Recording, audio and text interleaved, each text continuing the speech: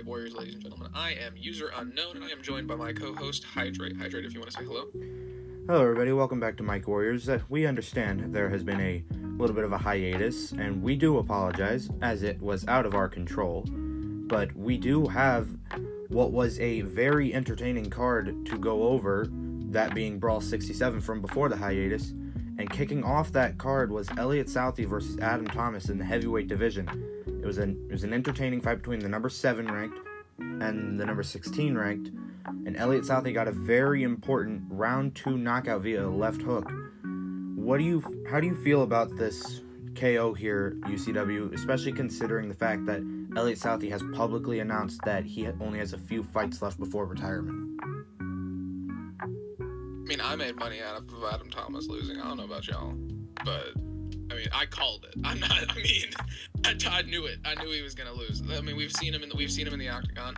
I mean, Southey going to the second round was a little disappointing in my opinion. I love Southey. Very sad to see him go. It is a little bittersweet that this is one of his last fights, and he was against one of the worst fighters that we have in SMFC. So hopefully he gets a little bit of better competition. You know, we might give him a little bit of John Cena treatment. Not too much. Like, not saying put a championship on him or anything, but you know, put him against Balkova or something. Let him go get somebody who actually knows how to fight. You make a good point there. I think at this point Adam Thomas is gonna maybe have to go back to the drawing board, go to a different camp, try a different fighting style, something, because this puts him at 0-3. Not a good start for anybody here in SMFC. I mean, after the press he went to the press conference. He talked to the press, which honestly, kudos to him, because I would have just gone home and cried probably. But I mean, he talked to the press, and then he made some phone call. We don't know who he was talking to, so that might be in the plan. I mean, who knows? I'm not expecting much from Adam Thomas. Speaking of people who we weren't expecting much from, not in such a negative connotation though, you want to talk about that next fight? We got Randall Ragcore and John Styles. John Styles is by far one of the most flashy fighters that I've seen in SMFC. But Randall Ragcore, the way that he is able to just pack dynamite in his gloves and not get caught, it's a little alarming, because it's just the explosive knockouts, man. He'll show up, he'll lose a fight, and then he'll come back and he'll just simple punch. Guy goes down. It ended by decision, so we didn't really get to see much of the knockout power. But the punches that he was throwing, John Styles, chin of steel, honestly. Well, Randall, he actually scored a very important knockout in the first round there. KO overhand left. Sorry to almost correct you there. No, you're fine. You looking at like last week's spreadsheets or something? No, anyway. I've got notes of decision. Anyways, folks, Ragcore scored a very important first round knockout victory over John Styles, as it says here in the official reports page from Mr. Hunter, who found some time away from his quote-unquote training to post it. And it was a very, very important win. As has been the case with Ragcore, all substance, no style, contributing to what you said about there being dynamite in his gloves. He doesn't do any fancy stuff, he doesn't move around all that much, but when he hits you with the force of 10 men, and you feel it. A chin of steel is not enough to stop his punches. And as of right now, this may be a little early to call it, but I don't know what's going to be enough to stop this man. I'm trying to go back over my notes and see where I got that wrong, just to be honest. But yeah, no, he looks impressive. He's explosive with his hands. I mean, he's a big guy, and he moves really quickly whenever he's flowing through for a punch. And then, I mean, that's going against somebody like John Styles, who can leap up into the air and take you down very quickly with a single kick.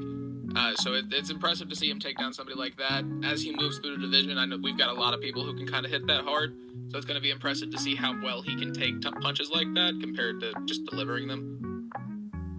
That is a good point there. Speaking of taking punches, we go from a round 1 victory to a round 3 victory. Colt Steele getting a surprising and in my personal opinion much needed victory over the number 3 ranked heavyweight Tony Tornado, a round 3 TKO via a ground and pound. This was really surprising to me. What about you, UCW? Colt remains the most quietly dangerous fighter in the division, in my opinion. He's calm, he's patient, and he's devastating whenever he needs to be.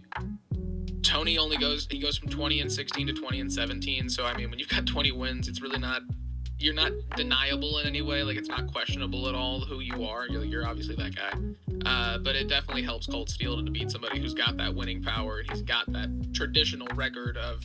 I mean, this man's been here for a while. He's won more than he's lost, not by a lot at this point. But I mean, Tony Tornado's been relevant in this division for quite a while. So for Colt Steele, it's definitely a big win. Yeah, definitely a big win. Speaking of big wins, that next fight, man, we talked. This is the record breaker, isn't it? This is the record breaker. The one we talked so much shit about like, oh, what version of Yatoni are we gonna get? What version of DT are we gonna get? This is probably gonna go to decision. Nope, it did not. Dad Trainer. So that trainer knocked Igana Yatoni out in what I believe was literally 7 seconds. That is a record, to my knowledge. It was such a devastating loss that Yatoni actually decided he was not going to be a part of the SMFC roster anymore. He was released. So goodbye. We thank you for your services. Dad Trainer, holy shit. If Dad Trainer's coming like this for the rest of his fights, what do you think, Hydrate? If he's coming for this like the rest of his fights, he gets the title almost instantly. There is no freaking way, because we talked so much, like I had mentioned, about how Dad Trainer really needs to start stacking up some wins again to remind people how dangerous he is. I don't think he needs to stack up anything else, because what the literal fuck? Knocking a dude out in 7 seconds and making him ask for his release. How the hell do you do that and not tell people, hey, I am the baddest motherfucker in this division. Give me this title sooner rather than later. The moment he's the bully on the schoolyard who quite literally just beat somebody so bad they took their ball and went home. I'd be scared. I'd be a little worried if I was in that division. I would be very hesitant to be put across the octagon from him at the moment. If I were the champion, Robert Zodiac, I would be sweating bullets right about now. Because Dad Trainer is the perfect counter to someone like Zodiac. Zodiac brings the punches, Dad Trainer brings the kicks. I don't think... that'd be a very interesting fight, and with the way things are going, we could see that fight sooner rather than later, maybe even at Brawl 70.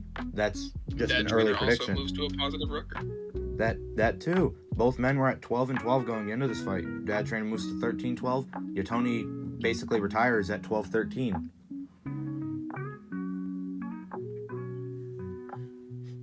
Speaking of positive records, one man continued to improve his positive record in this next fight.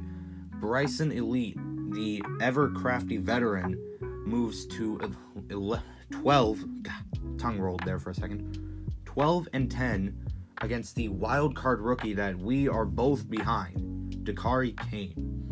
It was my bad on that, bro. It was a very, very good fight, and it actually went the distance, which is the first fight in quite a while, I do believe, that has gone the distance. Bryson Elite getting a unanimous decision over the wild card. What are your thoughts on this, considering we've been so high on Dakari? My thoughts are that I'm dyslexic, and I put this fight above Randall Radcore and John Styles, and not where I'm supposed to go, and I read decision on the wrong fight. Moving forward, Bryson Elite looked really good in the fight. He stays relevant in the rankings. He definitely showed a real veteran composure, and I mean, he beat Chaos Incarnate, as we've been calling him. Dakari Kane, this man has definitely been a wild card, but I think he got put in his place just a little bit by somebody who knows what they're doing a lot more than he does. I mean, Kane's still fairly new to the roster. Bryson's been here for, 21, 22 fights now. So, I mean, it just shows that veterans are always willing to put rookies in their place here in the SMNFC. Which, I mean, we definitely saw that, but I'm not going to talk about that yet. Speaking of veterans, we saw the, in my opinion, crushing loss of Kobu Pantheon, who had started his rise in what we have been calling his swan song of his career, miraculously going up the ranks, rising all the way to number 4 in the middleweight division, We saw him lose in the first round via our second ground and pound of the night to Hannibal Hansen. Hannibal Hansen evening his record out back to 8-8 and reminding people after his own little slump who he is and that he was a title contender at one point for a reason. What do you think about that? Hansen looked like his old destructive self, in my opinion. It was the relentless pressure of the top and a brutal fighting style of somebody who's been around for, not the longest time, but he's not a rookie by any means either. Going on 15, 16 fights, and he's been here for probably a few months, maybe a year. Depending on the schedules and how things have happened. Taking down somebody like Pantheon, who has been on a pretty lucrative climb up the rankings, is definitely impressive. And he also evened himself back out to 8-8. Personally, even or positive is the only way that you want to be. So getting back to that even ranking where you're not on a losing deficit, congratulations. All 8 of those wins are via knockout. I do want to remind you, that man, he does pack his own dynamite in his gloves, which makes me wonder how the hell do these guys keep getting past the security at the gates? Now, that's what I want to know. Little conspiracy for you. Little conspiracy. Maybe we should start using our tinfoil hats for something other than just Dustin Hunter. There's a few. Yeah. The women's division was one of those, and we were right about that. So. Yeah, our tinfoil hats have yet to be wrong. As much as Dustin Hunter wants to deny, but we can get into that later. And then we've got Michael Gomez and Hassan Malkova, if I'm correct. I got to make sure that the order of all these fights is correct now, because I had the one that was out of order. That would be correct. Our co-main event of this card. Co-main event of the evening.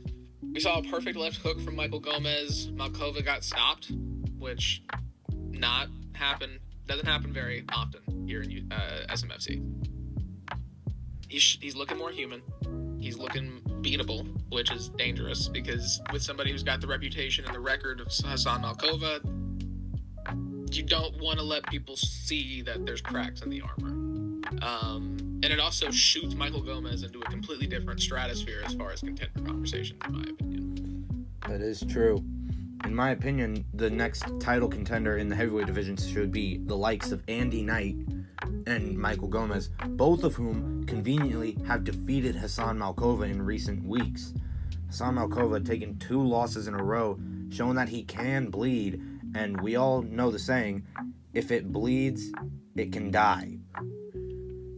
Like you mentioned, Hassan Malkova has been looking more human by the week, and we gotta wonder, is the gorilla as dangerous as he used to be? Or is he possibly done? I don't even know what to say there. It's just something we never expected to happen.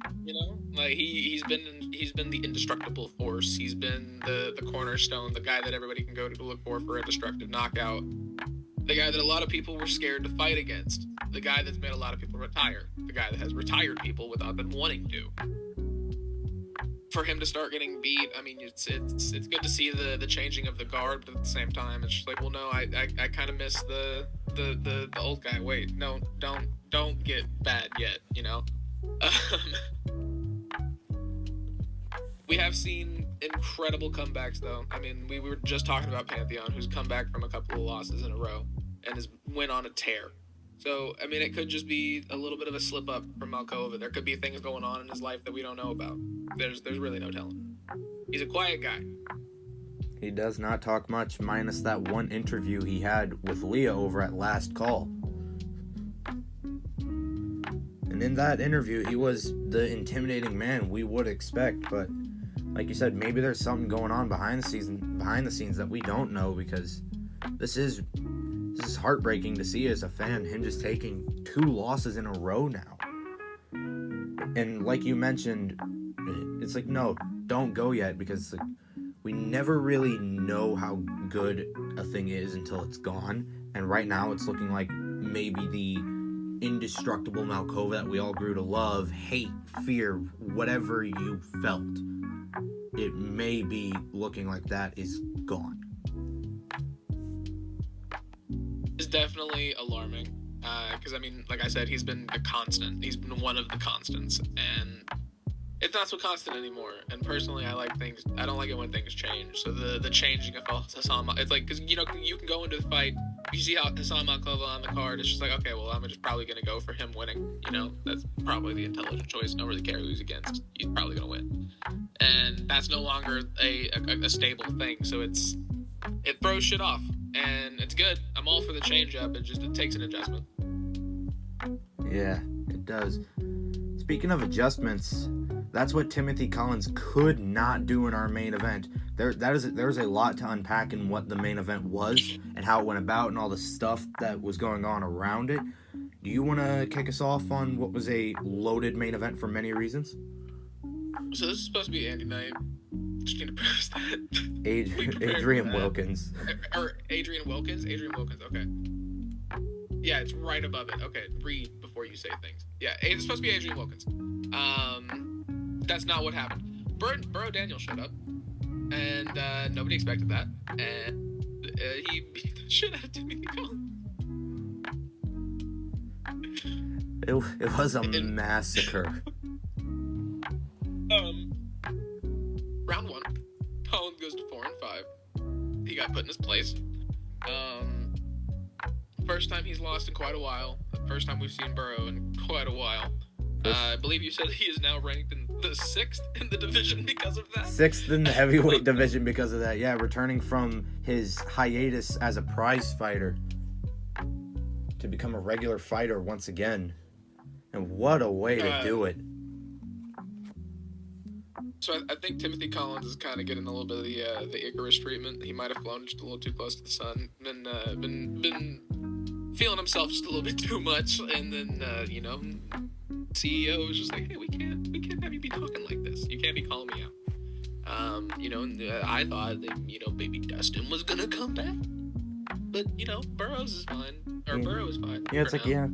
Go ahead, get cold feet, Dustin. Throw us off, laugh, say we were wrong. We know the truth. You just didn't want to fight him. You got scared last second and sent Burrow in because you know Burrow can't resist the paycheck. We know how it is. Dustin Hunter scared of Timothy Collins. That's a headline right there. Okay, we can't be saying shit like that. You know that for any reporter who doesn't get paid by SMFC, you know, you can use that. Yeah. It was impressive. Burrow looked good for not being in the octagon for so long. I mean, Timothy's fought like week after week. He's been very consistent the last couple of shows. And Burrow said that don't matter. I'm just gonna sit down. Just sit down. He's like, hey, you want to fight all these veterans? You want to dig their own graves? Here, I'll dig yours for you. You can join them.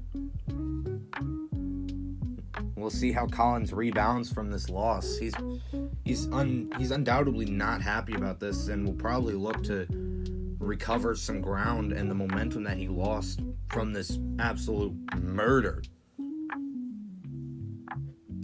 I mean, we a couple of the divisional shifts that we definitely saw after the events of Brawl 67 because of stuff just like that. I mean, in the heavyweight division, we've got Radcore and Southie, who got very important wins. Southie at the end of his career, Radcore at the beginning. We've got Bryson, who's staying alive. Colt has evolved. And, I mean, Gomez is definitely on the rise after that win against Malkova. And then you've got Burrow, who just showed up and, like, ran through to 6. He just, you know, disrupted everything. And then you can go down to the middleweight division. You got Dad Trainer becoming a little bit of a player, not a prize player, get very, very evolved, and more consistent in his winning. Hassan is stabilizing. Even though Hassan's in the heavyweight division, what is up with my notes this week? Hannibal Hansen, he means, folks. Yeah, Hansen's also stabilizing. And then Collins dropping. Utoni was released, obviously. And Wilkins was absent due to an injury. We don't really know what happened. We just know that, you know, somebody showed up to take his place. And that somebody, we've already talked about him, folks. That somebody's a bad, bad man. And that was a very, very entertaining card. Now it's time for the best part of the episodes. Speculations about both Dustin Hunter, the women's division, and whatever the fuck else we feel like talking about. You want to kick us off on that one? So the first speculation, obviously, what does becoming the first ever, the inaugural baddest live champion do for Jay Prince in the heavyweight division? Is the one thing that we definitely need to talk about. Congratulations to him, obviously, winning stand-up Bang 4. Yeah, huge congratulations. Ran through that tournament. Ran through it, came off like a rocket in a couple of different fights and just made it look really easy. I mean, honestly, I've been saying since the beginning, the backyard fights, Jay Prince, he got that power in his hands. So it's very good to see somebody like that win and get something as special as being the first ever with something.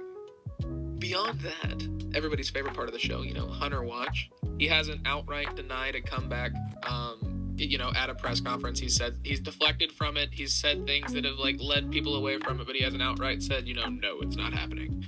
He's alluded to doing other things that aren't it, but I don't believe it, just personally. He also called us out, which cool. Hi. Trying to make us seem like we're the bad guys here. We are not. I'll be the bad guy. Right. I'll be the bad guy. It's fine. All right, you be the bad guy. I'll keep the tinfoil hats to myself then. No. As long as we get Dustin Hunter, I'll be the bad guy. It's fine. I'll paint my tinfoil hat black. Make it stealthy. Start wearing your I Love Dustin Hunter shirts. Start picket signs. Whatever. I want to see him in the crowd. I do. Imagine in the future events we start getting the fans in on this and they just bring I Love Dustin Hunter signs and when are you coming back signs and all that shit just to mess with them. I'd love it. Y'all gotta do it. It's almost mandatory now. Kind of like war is mandatory. Now, as someone who is definitely, signed and / working for SMFC, as is UCW, I don't recommend making those signs big and vibrant, and I definitely don't recommend making them double-sided so if people ask to check your sign before you head in, you can show them the other side and then get away with it. And I don't recommend standing on your chair to make sure that sign is as visible to the cameras as possible. But again, I don't recommend those things at all. I think that is incredible advice. I don't recommend any of that. That would be horrible ideas. But I also wouldn't recommend going to Dollar Tree where they've got really cheap poster boards and Sharpies. Definitely would not help you in any way. Yeah. Oh man. Also, shout out to Morgan Hunter. She ran the pre-press conference pretty well while Dustin was training. She slipped up. We all heard it. I don't care. She slipped up. Dustin was training, but shout out to her. She ran that shit pretty well. She also confirmed the women's division almost damn near, which I'm very excited for. It means way more to talk about. Speaking of women's division, you got any prospects that you've been seeing in the backyard division or in any other smaller promotions that you may think could show up here in SMFC with the official women's division? So there's this one girl at UCW, that's my thing. Her name's Marie Kelly. She's a badass from the UFC. We somehow got her to sign. Honestly, it probably was with the signing of her husband. It definitely helped with connections. We somehow got her to sign. She is definitely more than qualified for something like this. As far as that, there's a couple of prospects who could definitely come out. No names that really stick out at the moment. But backyard boxing and stuff like that is way more of a male-dominant thing. So it's a lot harder to find the amateurs when it comes to that stuff. That is a good point there. That is a good point. If I had to pick a couple names here that I've seen floating around in the rumor mills and the backyards, a name like Rose Daniels comes to mind. Now she is our lovely host of Last Call, another great talk show. But I know that she could very easily step into the cage and knock some people out if she needs to. I know that she can scrap, as she did in SMW all the time, to not much success, but still. But I wouldn't mind seeing her step up personally, and it's just a name I've been seeing around the rumor mill. Another one being Casey Obviously, Dominguez, Morgan but Hunter. yeah, Morgan Hunter's the obvious one, but it's like if we see SMW legends like Morgan or possibly Rose step into the cage, what other SMW people could we see? Could we see, I don't know, Mai Sakamoto of all people? I don't know. That's like some badass kickboxing if she does, though. Hold on. That could be pretty cool. I'm okay with that. Yeah, no, actually. That would be pretty cool. Maybe Dustin pulls some strings. Ask some people if they want to switch their fighting styles. I mean, people like Nicholas Kelly or Marie Kelly, like you had already mentioned those names, they went from the cage to the ring. Why not have people go from the ring to the cage? It's a logical step. If Adam Thomas and CM Punk are anything to count towards, it might not be a good idea. Hey, it doesn't always work, but there's a high chance that you don't end up as bad as Adam Thomas or CM Punk are doing, or did. There is a high chance that you do better than Adam Thomas. I will say that. Which is not hard to do right now. No, not at all. Not at all. I think I can take Adam Thomas in SMFC anyway. You might be able to. Run the ones with them. You got any Let's do other? that. Let's get some celebrity boxing SMFC style. Creator Clash 3. UCW co-host of Mike Warriors versus Adam Thomas of SMFC. I'd pay for that. So would honestly, it'd probably do better than Creator Clash 2, so. Any other speculations we want to talk about before we wrap up the episode? Mostly, what does Burrow being back mean? I mean, like, he showed up, put one of the best fighters that we've seen in recent weeks down almost immediately. What does that do to his division? Dad trainer in the opposite division. 7 seconds. We're seeing a changing of the guard, especially with Malkova getting knocked out. So it's a little worrisome. Yeah, the divisions are changing. Championships have changed hands recently. People are returning. Some are showing why they're not done. Rookies are rising. Veterans are resurging. Big names are falling. It's a scary time to be a fighter in SMFC. A lot of uncertainty. We're on uneven ground. You know what? That's just the way the fans like it, because it means there's a lot of entertainment to be had. Unpredictable. People love unpredictability unless you're a professional gambler. But yeah, that's probably why I don't like it. Yeah, and next time just don't bet on Malkova. Next time you're gonna lose your house. But I mean, like, what if he wins this time? I mean, it's such a consistent thing. It's hard not to. Oh boy. Just let me know if you want a fucking dishwasher box or something for after the next fight, because if you, I can hook you up with a nice one. That's so kind. It's very generous.